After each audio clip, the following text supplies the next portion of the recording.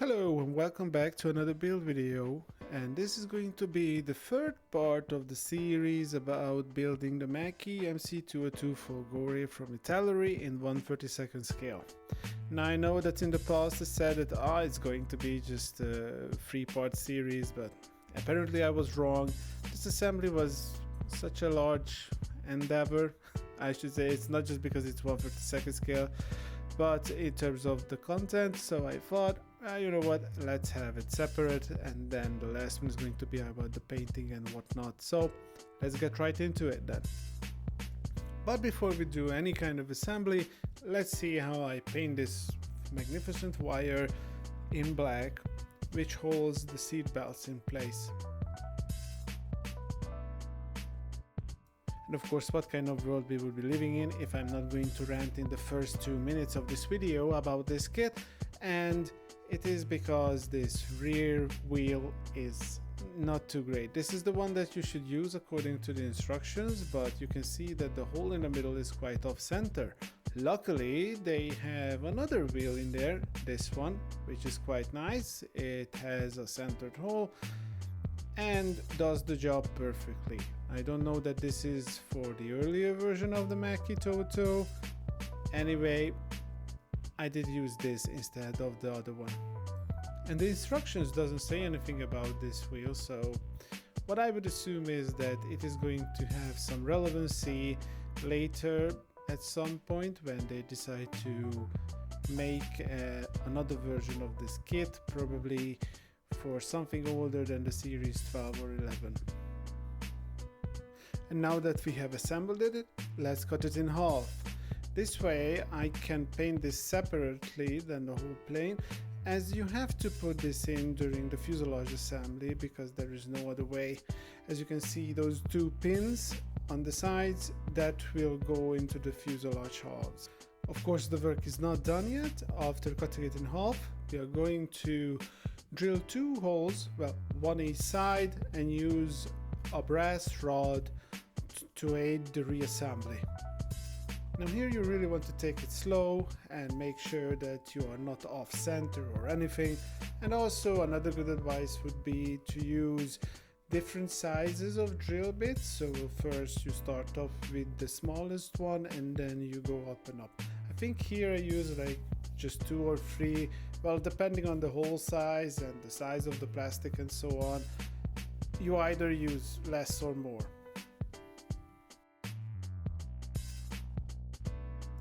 Looking good. So now we cut this brass tube to size. It is from Albion Alloys. I quite like these ones because they're really good to replace pitot tubes, and on smaller scale like 1/72 scale you can use it also to replace like cannon barrels, gun barrels.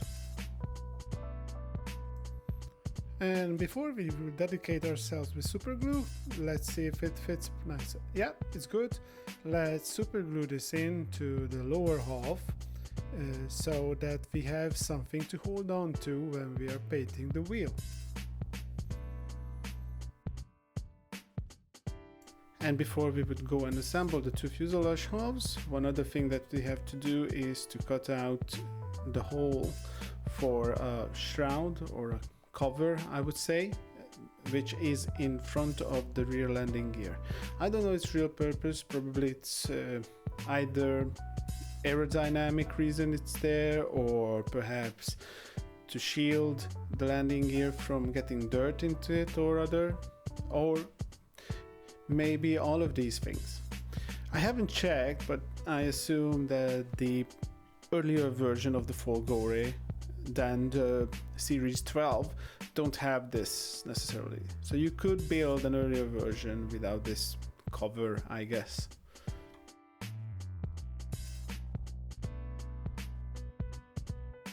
And before we would assemble the fuselage halves, let's glue in on one side the cockpit. It doesn't matter which side you choose. You can go left side, right side, doesn't matter. In the end, you're going to end up in center anyway. Now let's put in the upper half of the rear landing gear. We just decimated and stabbed with a brass rod.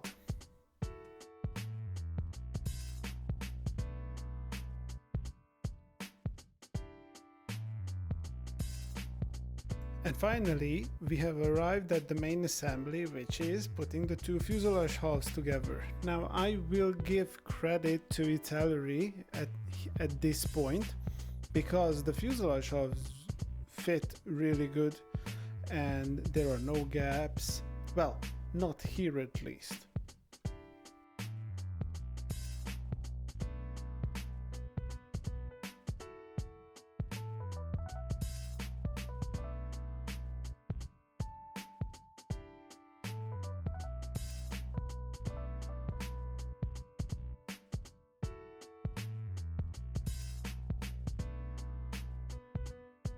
Sorry about the blur, it is going to be a common theme during the video.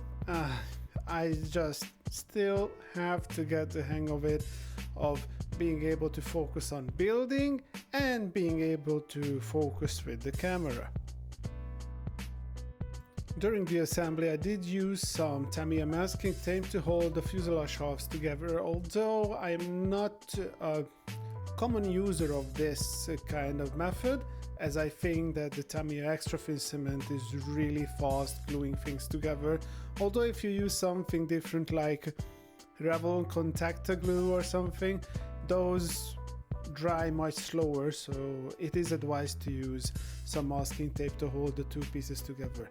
Now here I'm gluing in the other side of the cockpit, which I would advise against it in hindsight, as well, let's say later on it's going to cause some problems, as you are going to have issues fitting this fuselage on top of everything else that we've built so far on the lower wing section. And the problem is going to be with the assembly in a way that the fuselage that you see here, the front part needs to be spread out a bit whilst you are putting it on top on the wing and the engine section. So to be able to spread it, yes, to be able to spread it, you have to keep these things not glued, so you have more room, because the gun pods are going into the fuselage right in front of the cockpit, and if it doesn't have enough room to move around, it will snap off, but you're going to see that later. Now here you can see me contemplating about this issue here, where like it really seems like that these two parts of the fuselage need to be glued against that frame. No, they don't. Don't do it. It was a stupid thing from me. It's really not apparent on the instructions, but I did glue them to the frame, and you shouldn't do that, because then you're not going to be able to fit in the canopy front. And of course, this is going to be one of the major concerns when it comes to fitting in the gun pods. So yeah, it was a stupid thing from me, so please don't do this at home, kids. You're going to have a bad time.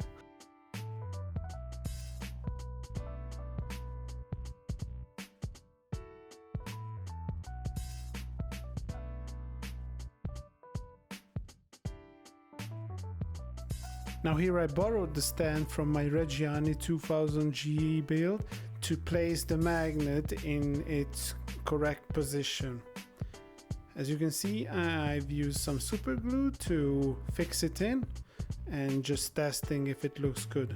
Now we do just a quick look how it will look. Yeah, looking great. Well, so I think at this point. Okay.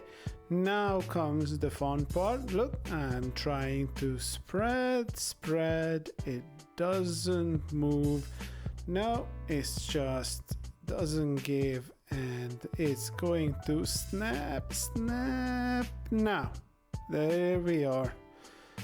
Yeah, one of those times when your heart sinks and then you go, shit. Anyway, I managed to pry it up from behind later on, and now realizing my mistake, I did use an X-Acto knife to cut away those parts from the frame. It took a bit of convincing, a bit of finger work, yeah, looking all good. And just making a final check to make sure that the front of the canopy will fit in its place, and it is looking a-okay. Now we come up to the side of the wing root, the upper wing root. You can see that there is a bit of a bulge there, which I sand off nicely with a metal file. And here we are, rant number 2, that big gap underneath that flap. This is for the people who want to build potentially this bird with an open flap. You have to cover that nasty hole underneath with some styrene sheet or something. I don't know what they were thinking again. You know, if they give the option to have open flaps, then you want to make sure that both sides of that flap, you know, the top part and the bottom part that opens up, is nicely molded and has some detail, not just a big hole looking into the fuselage. Next up are the landing lights. Now these by themselves look okay-ish, but you can see that they are not the same size as the cutout on the wings, which is quite annoying, but anyway, before we could fit them in and close the wing up, there is that tiny plastic plate on the end which helps it to sit in its place, so to speak. Now that is quite thick from the molding process, so you want to file it down to be nice and thin so you can actually close together the wingtips. And this is how it looks afterwards. Now we are going to cut off a tiny bit of it so we have more room for drilling some holes into that plastic part. And that hole should be a representation of the actual wing light underneath these covers.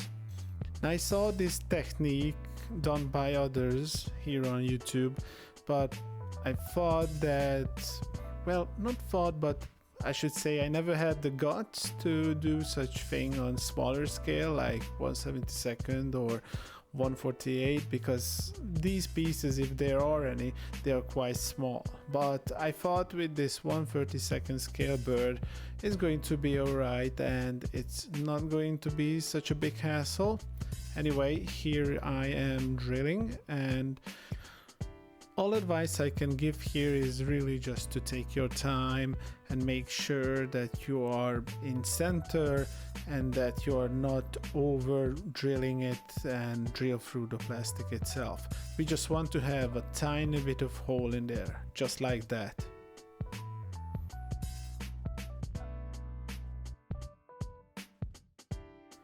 Now we are going to take two paints, one bright red and bright green, and fill those tiny holes with them. First off, let's do the green. You don't need too much of that, just a tiny bit with a very thin paintbrush, just like that. And there it goes in, and all done. Good. Next up is the red. Again, just a tiny amount. Yep, all looks fine. Let it dry, and then you can glue it into its place.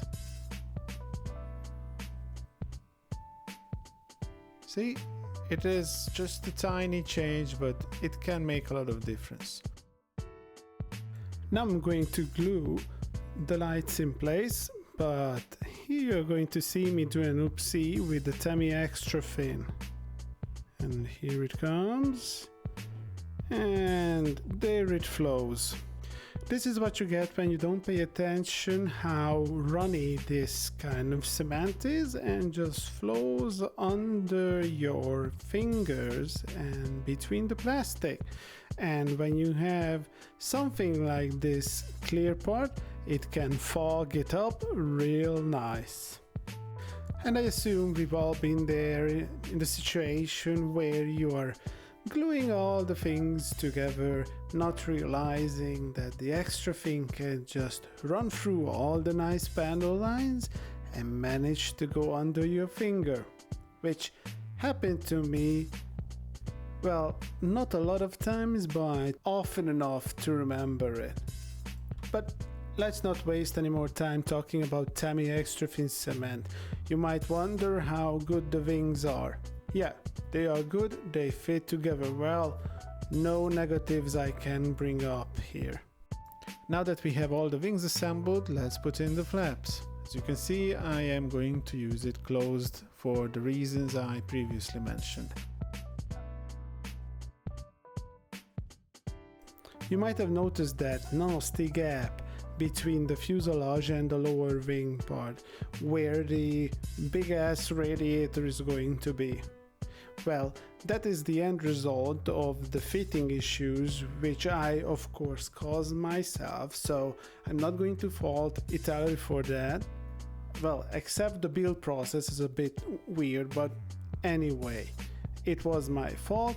So the problem is that because of that crazy scenario that I had, not being able to spread it enough, and due to this lack of spreading, these two parts, the fuselage and the lower wing part, aren't completely aligned. Although I would say that there is going to be a gap even if you have a perfect alignment. I know this because I was doing dry fitting before this, of course.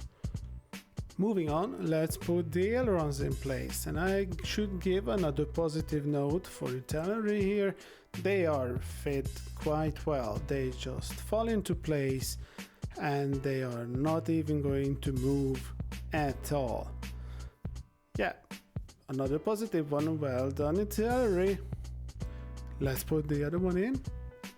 Oh, come on man, what are you, Butterfingers? What did you eat, a whole block of butter or something? Can't you hold a piece in place without dropping anything? Man, this guy, it's really getting on my nerves. The very tail end of the fuselage comes in two parts, and there is going to be a gap that you might want to fill. And of course, try to hold it together properly, not like this clumsy fool. What are you doing, man? What are you doing? Jeez. Oh my god. Come on, put it together and hold it there. Okay. Good. Done? Finally. Oh, this guy.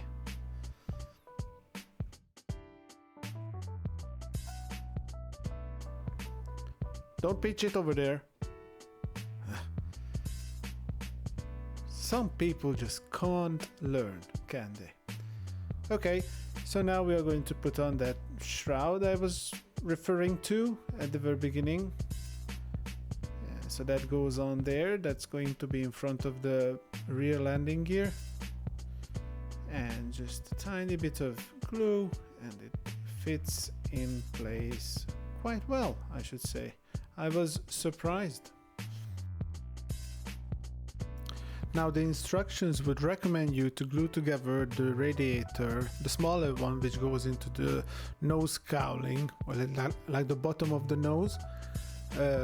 But I thought that I am not going to do that, and I'm gluing the top part of it separately into the cowling so I can later paint everything up inside of that with the internal green color.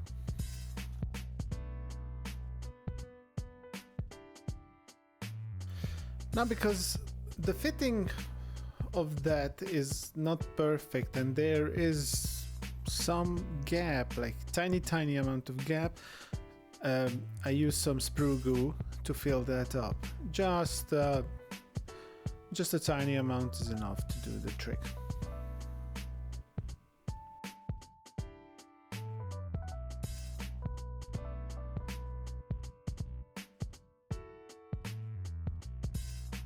Now that the tail end has dried, let's focus on that gap there and fill it up with some sprue goo.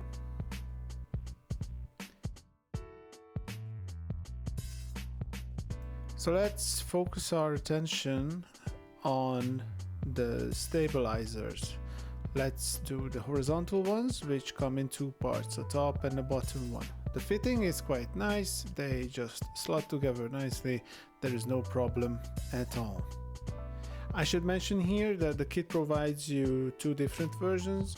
One is for the Series 12, of course, which I'm building, and the other set is for the earlier versions of the plane.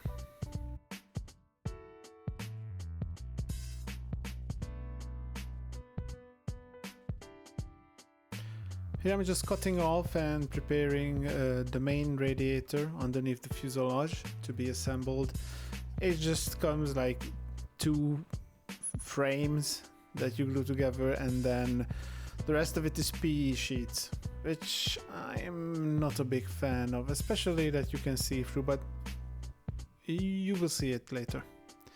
Now I decided to leave the exhausts on this piece of sprue for being able to prime and paint them directly on here for convenience.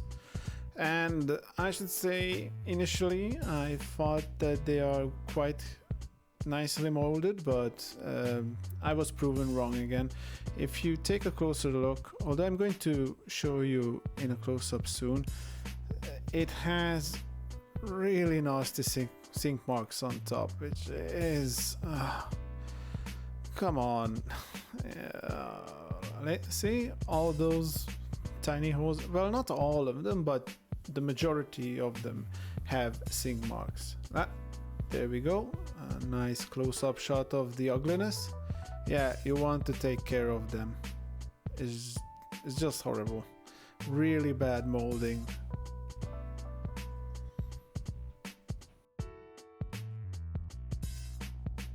And what I meant by taking care of them is to slobber some sprue goo on.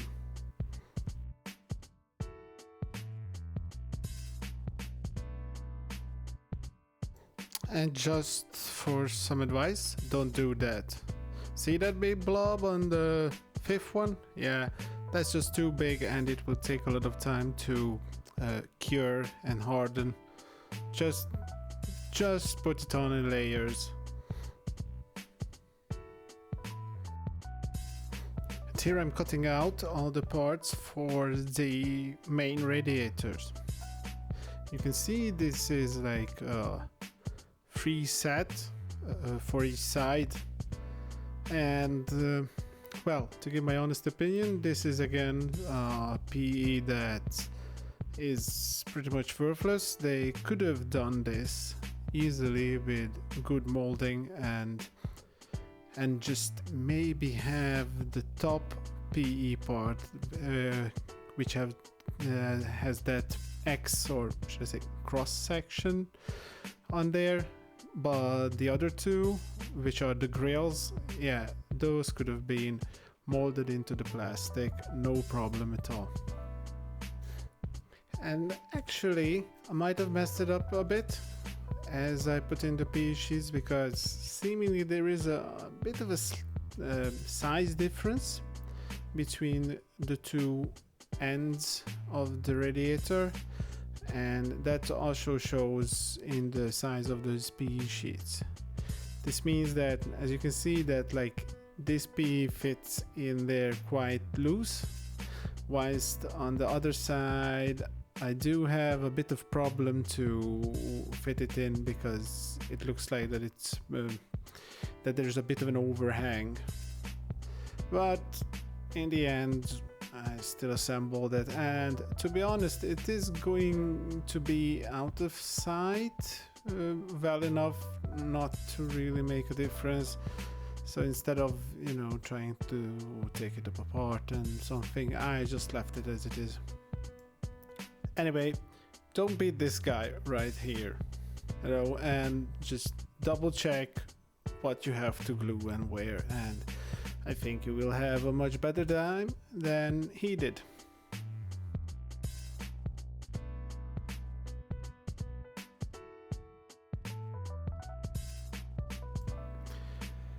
Yeah, I really should say that PE parts aren't my favorite at this point. I really struggled to have this together in a meaningful way. Yeah, and as you can see right here, you can see through. It's just 3 tiny PE sheets on each side. It is going to be see-through, which I don't think for a radiator it's good, you know. And I would assume that there is something in between, or should be something in between, but there isn't.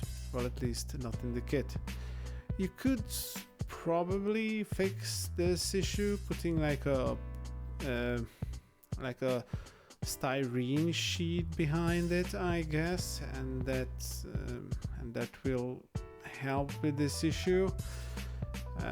Anyway, I put it together. I really didn't think about it at first that's like going to be like this, and I was like, just rolling with it.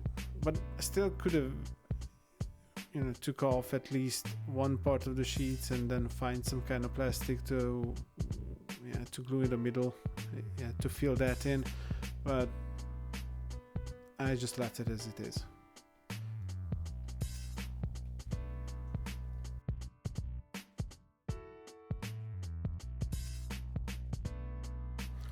Now I am filling in those big gaps on the wing roots with some Mr. Dissolve putty. Here you can see that those 2 panel lines that run across the wings, and they are continuing on the fuselage parts. Now those aren't really that well aligned. This is because what I've said, that I had trouble to fit the fuselage to the bottom half of the wing properly. And the reason why I know this, because when I was dry fitting the things together, it seemed to align much better and that there were no fit issues at all. But because of my clumsiness and then too much gluing together of things, I managed to screw that up. But if you pay attention to the assembly, as I said in the early stages of this video, then you shouldn't have a problem and the fit would be just fine.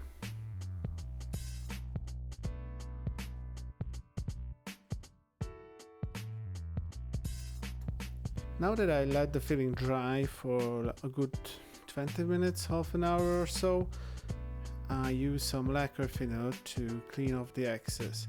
You really want to let it dry just enough that when you go over with a cotton bud, that you are not going to start and pick out the filling from the gaps.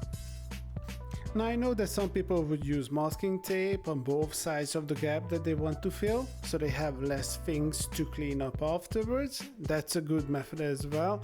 Here I just thought to slobber it on and just clean it up after. And of course, before I would be accused not having any concerns for your health and safety, just let me say, although I assume you know this, lacquer thinners can get bad for your health, so have some ventilation in the room you're in. Another alternative would be to use Vallejo's water dissolved putty, which acts the same way like this one, but instead of lacquer thinner you can use regular water to dip your cotton bud in and then get rid of the excess.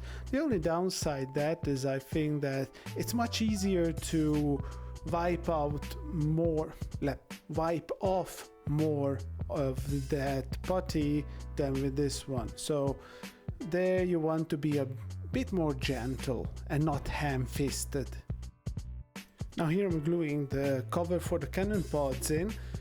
You have the option from the kit to have it open, but let's be honest, those cannon pods are really lackluster and there is nothing to show right now, at least. But if you're willing to take your time and put some effort in, doing some scratch building or even going with an aftermarket one, if there is going to be any, then you have the option to have it open.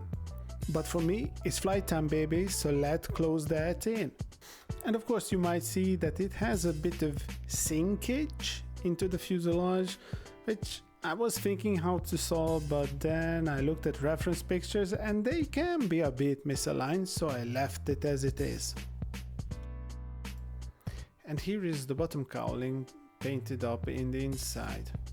Now I'm using a sanding sponge to get rid of the excess primer and paint on the edges of the plastic, helping the cement to fuse the two parts together.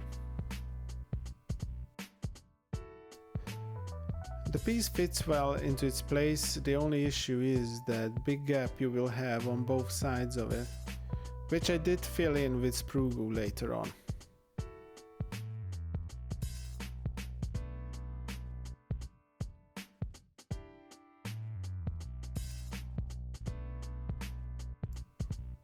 Here you can actually see the gaps between the cowling, the bottom cowling I mean, and the wing root.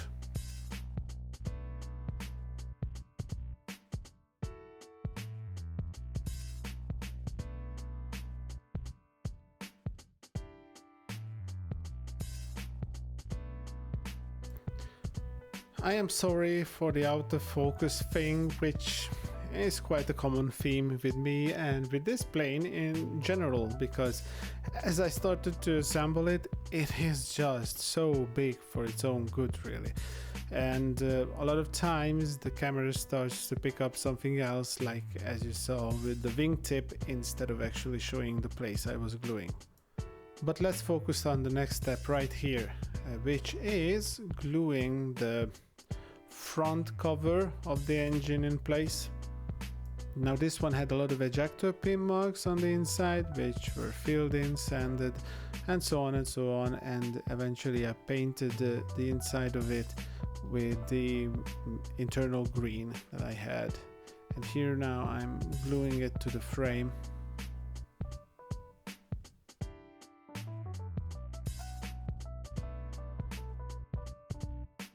And here I'm doing the assembly of the engine covers. Now this comes in, I should say, two main separate parts, like the front and the back. The front consists of 3 parts and the back one consists of 2.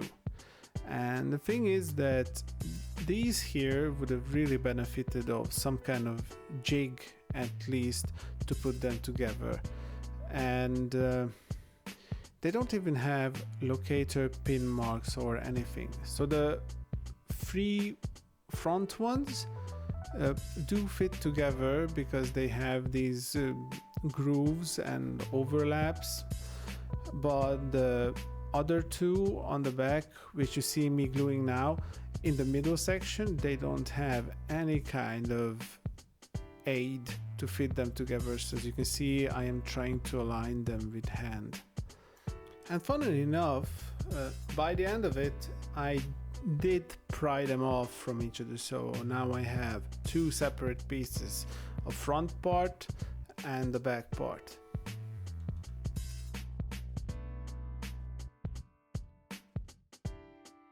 So after I finished playing around with the engine cowling, I diverted my attention towards the big radiator. So first off, I did glue together the bottom part with one of the walls, and then I started to assemble these internal blades or whatever they are. Now you can see that this tiny part is not a biggie. It has a nice little hole to fit in and just a little bit of finagling, and it is going to stand upright, which is good. Now the bad part is going to be these ones. These big blades don't have any grooves or guide pins and holes to help you put them in place proper. Here you can see that there is some tiny amount of plastic on the wall that helps you guide it in place, but it's really not enough to hold it upright, for example. And Also, another problem is like with this construction, that there is not much of a way to, for example, do a dry fitting beforehand to make sure that every blade is the right size and you don't have to sand anything. So you just have to roll with it and assume that everything will be okay. And to be fair, in the end it was okay, but I would have liked to see a much nicer construction, much nicer engineering in the end.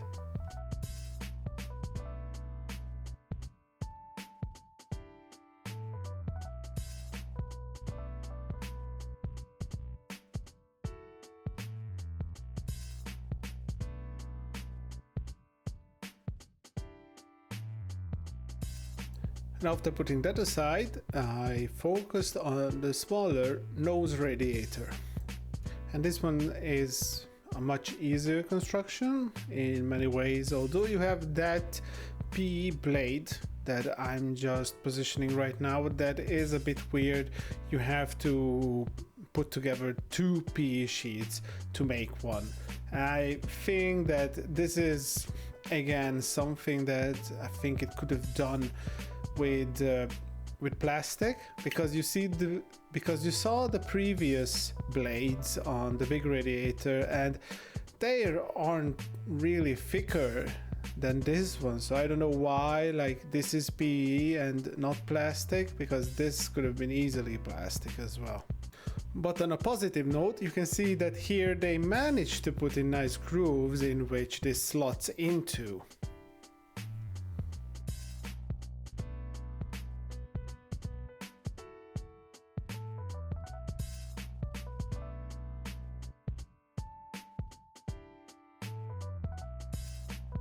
Now these PE mesh or grills or whatever you want to call them are a good example of good PE. Really, these are simple to put in, they have their place, they just fall into it and you just glue them in with super glue and no problems at all.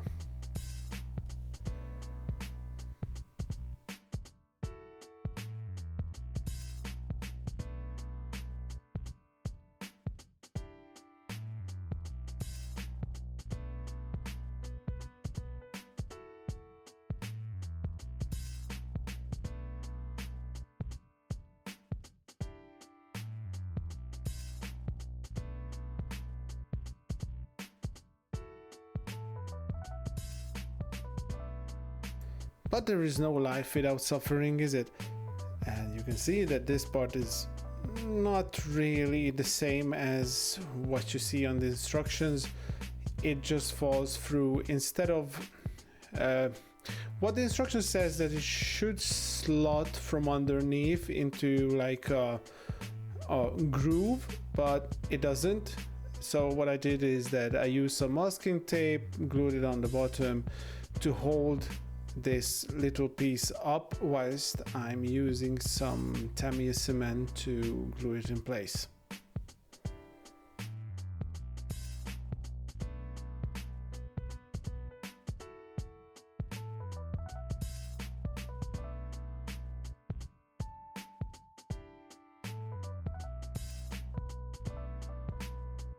And whilst that is drying, let's focus on the dust filter intake. Now, again, some PE parts, because why not, right? But to be honest, I think these PE parts are okay, because the only way I think they could have managed to do this fully out of plastic is to have that intake cut in half along the body and just have it two parts, which would have meant that you have some kind of nasty line where you glue along those ridges on the top, which, well, you think about it, cleaning it up, it could have been a bit of a messy experience. So I think these ones are okay. These are like the good examples of where to use PE sheets. And the end result is quite okay, I think.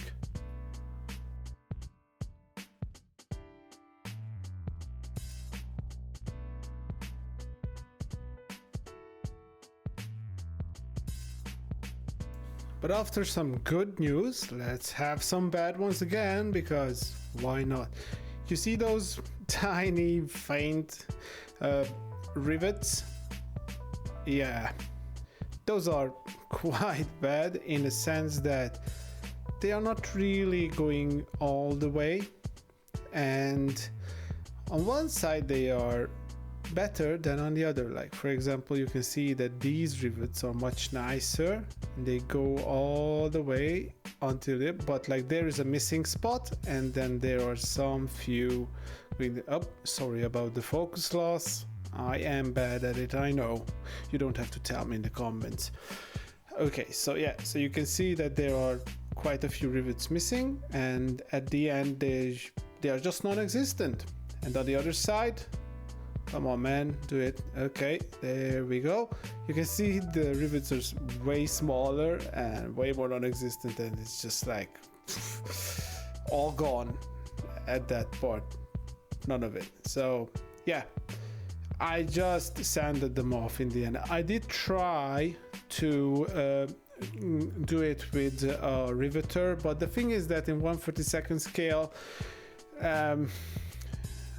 the rivets that you could do with it, I don't think they are good enough, because at this scale they would really look like really like proper little holes or something. So what you could do potentially is to go with a tiny drill bit, like a really small drill bit, and just drill tiny, just a minuscule amount of holes one by one. I think that would solve the problem, but I just felt not doing it in the end. But we just managed to fall through some of the things that I've been doing. So you saw me gluing the cockpit back in. You can see that still it's held in place with tape, and now I've been gluing the horizontal stabilizers in place. And after stabilizing everything, now we have the elevators being glued in place.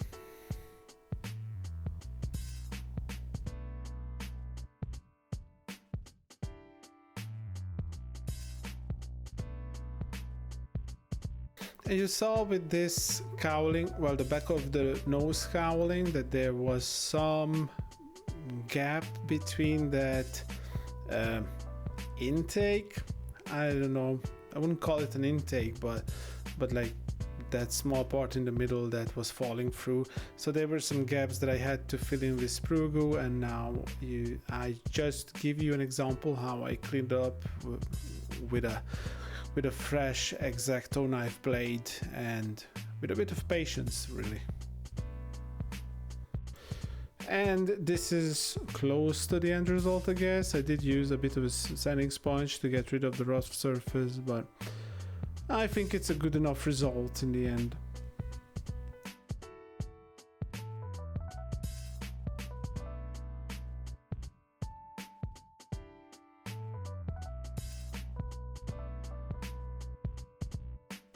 Now here I'm cutting off the end of the dust filter intake, because the way how they managed to do it, that you can't really have the dust filter intake being able to fit into the turbocharger and have the whole cowling together. Because the thing is that you would need to take out the dust filter intake from the charger first to be able to lift off the cover, the engine cover. But the thing is that the engine cover has a part that goes over the intake a bit, so you can't do that effectively. That's why, for example, I actually took apart the engine cover in the end to have two separate pieces, because as you can see here, I am going to glue the dust filter right on to the cowling, which is, by the way, how it was in real life. So it was bolted to the cowling itself.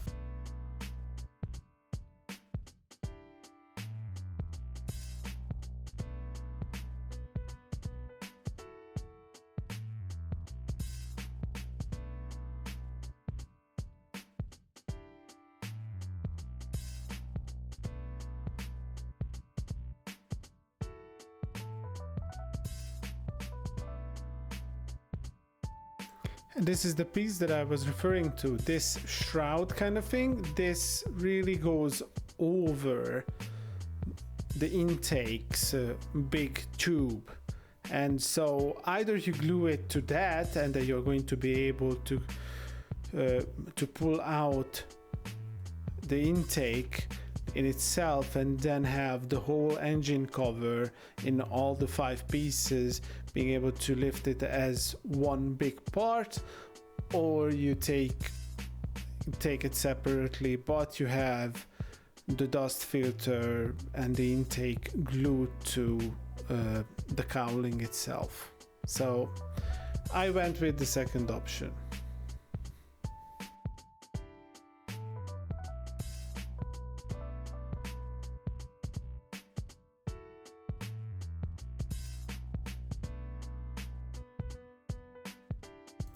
Using my scribing tool, I am recovering some of the rivet detail.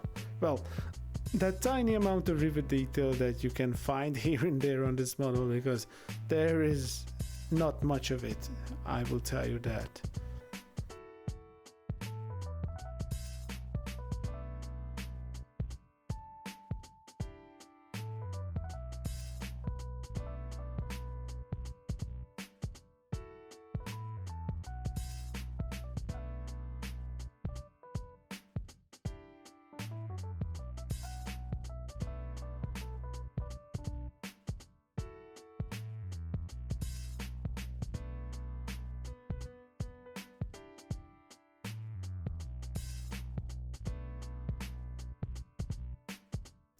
And here we are again. Do you know what time it is? Well, it's photo etch time. I am absolutely baffled how much photo etch they managed to give us with this kit.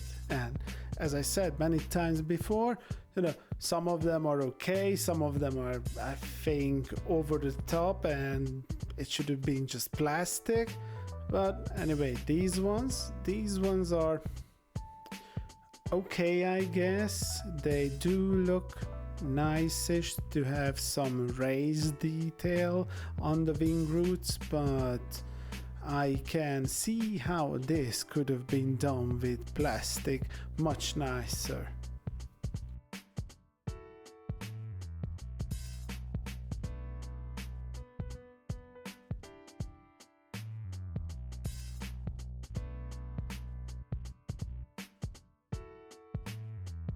And when you thought that there was enough PE for today, no, you're wrong.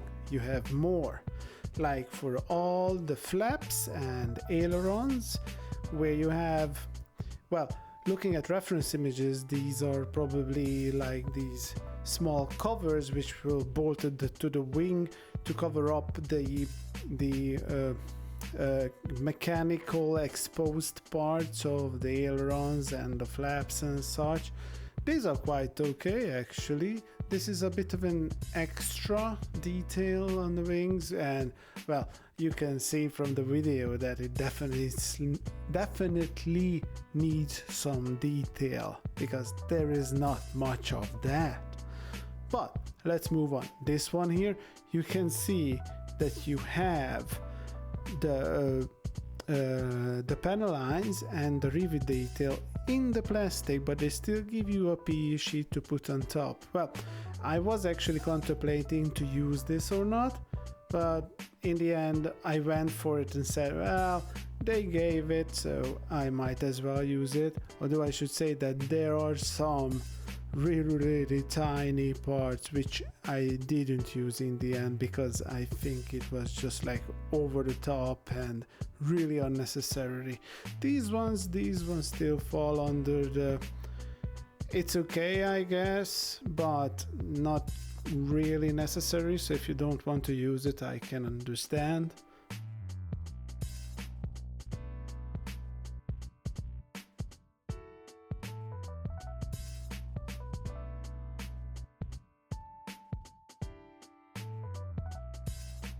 And whilst I'm finishing up all the covers on the ailerons and the flaps here, I do want to mention that I've been sent a link to web page where there are some information on the inaccuracies of the kit. Mainly, for example, the instruction says that you have similar covers for the, I think, for the mechanical joints that move the ailerons, elevators, flaps, whatnot on the horizontal stabilizers. But the thing is that actually in real life, the Series 12 Macchis with their new horizontal stabilizers, they don't have any of these.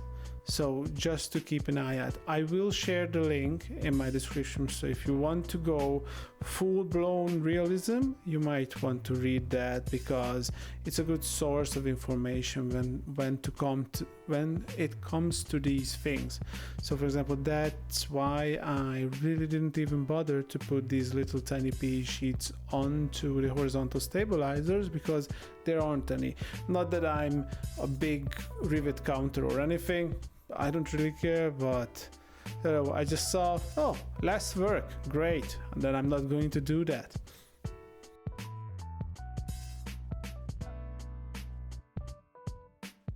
And here are the fruits of my labor, the tiny photo etched fruits, that is, and it looks decent. I was happy with the result. Now anyway, let's move on and let's put the antenna on top of the fuselage behind the cockpit. And again, you can see that there is a lot of flash, a lot of extra seam line and everything that needs to be cleaned off. And to have a bit more fun with photo etch, let's put in this tiny piece on a tiny groove in the top of the antenna. Fun times, isn't it? Well, let's be honest, it wasn't a big, massive work. Yeah, this fool here you can watch, he's just suffering a bit, but I can assure you it's not a big deal to put it in. And again, like, this is a PE part that I can understand why it's PE. I don't think it would have been easy to make it out of plastic, but anyway, this is not the biggest problem with the antenna. The biggest problem is that, as you can see, that there are no guide holes, pins whatsoever where to put it, and you just have to glue it on the top of the fuselage. Where? How? Well, you just have to eyeball it, and I know it's not a big thing. I can completely understand, but for me it's still annoying that such an expensive kit goes really cheap like this. So what am I paying for then? Did I mention there is a lot of PE for this kit? Well, here is some more then, okay? And these are the covers for the exhaust. Now, again, Captain Hindsight here. You might want to glue the exhausts in before you put this on. Granted, I'm not at the position yet where I have the exhausts glued in, actually, in real time whilst I'm making this video. So I don't know how hard it's going to be, but I can already see that I managed to model myself into a corner with this one, and it's going to be a pain in the bum to put the exhausts in now. So you might as well put the exhausts in at this point, well, before this point, and just don't worry about being painted and anything when you do all the camo scheme and everything on the plane, because the exhausts, I think, are going to cover most of it, so there is no way paint is going to get into the engine and stain it or something. So as I said, just glue the exhausts in before you put this cover on top, and you're going to have a much easier time to put the cover and glue the cover against the exhaust than instead what I did to try and glue it to the cowling itself.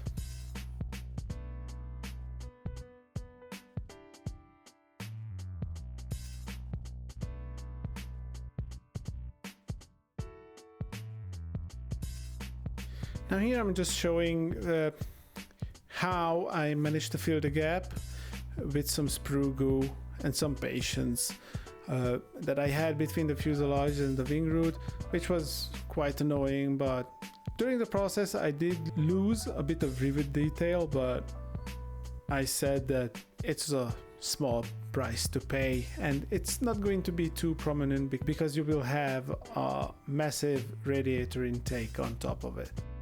Now with a small drill bit I create these holes on these hatches for the service crew, again hard word, to mimic where they could open it up, because as you can see they don't have any. And this is quite weird because the same type of hatches you have on other parts of the plane do have this kind of little hole on there. I don't know if this would have been real or not. The instructions would have wanted me to put on like microscopic PE parts, and I was like, I can't really do it because the magnet is there. So if I do that and I put it on the stand, those PE parts would break off eventually. Anyway, you can see here, for example, when you look at the cannon pod covers on both sides, the very similar type of hatch, you have it on the front part. Yeah, those have those little holes in there. I presume that like they would have some kind of latch or something to open up that hatch. Hatch, interesting. Anyway, yeah, I don't know what they were thinking, but it is weird to have it on one place and then the other, so I would assume that there were two engineers working on this plane, you know, doing all the CAD. I am really curious how they can mix things up like this. And finally we are nearing to the end of this video. Now I'm using Mr. Hobby's metal primer to treat all the PE parts to make sure that the primer and the paint is not going to flake off easily from the surface. I literally slobber it on every tiny metal part, and so should you if you use PE sheets. Here as well you can see that there are no PE parts on the horizontal stabilizers, but there are some on the vertical one. Yes, and don't you love these kind of plastic parts? The absolute perfect shape to snag into something and break off, which again, it happened by the way. It is that part where you during the process you glue it on and you look at it and it's like, oh god, I'm going to break this off at some point. But let's continue. Here I'm using a thinly cut sponge to shield the engine from the inside during painting.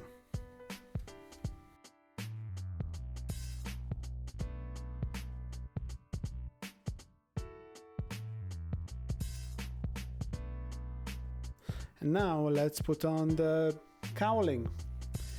You can see it's now two parts. As I said, it's going to go on fairly well. A bit of finagling, a bit of suffering. Come on, man, you can do it. It's not that hard. Come on, work. Yeah, lift that up. Put over there. No, there we go. But let's finish up this whole video with a rant again. Look at this. Look at the pitot tube and look at the hole on the wing. Italeri, come on. It's €100 kit. Can't you do something right for once? What the hell is this? Like, how can you mess this up so badly that literally the hole is double in diameter compared to the pitot tube that you have to put in? Luckily we have some sprue glue at hand, and that's going to be cleaned up before the painting. Also, I'm going to replace the end of that pizza tube with a brass one.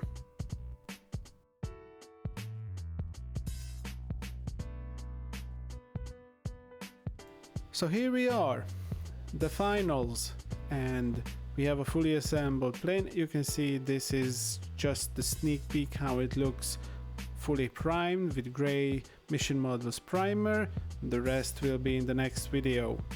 So you might ask where I'm at with the project. So I have the priming, pre-shading, coloring, varnish, decals, sealing varnish all done. I still need to do the panel lining, weathering, and some post shading if I feel like it, and that should be all of it.